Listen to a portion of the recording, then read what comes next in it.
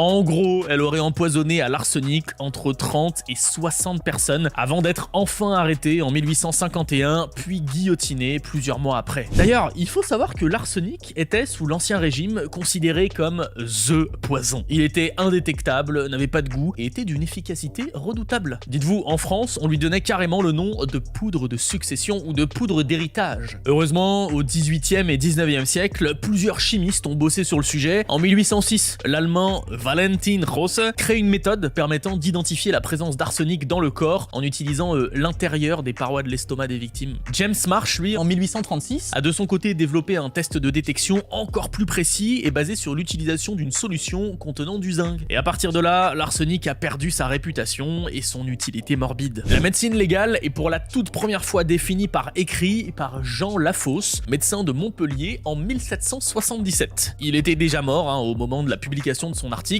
dans le supplément à la fameuse encyclopédie de Diderot, mais il y décrit la médecine légale ainsi: c'est l'art d'appliquer les connaissances et les préceptes de la médecine aux différentes questions du droit civil, criminel et canonique pour les éclaircir ou les interpréter convenablement. Et je vais m'arrêter là parce que la définition complète s'étale sur 14 pages, mais je vous mets un lien dans la description si ça vous intéresse.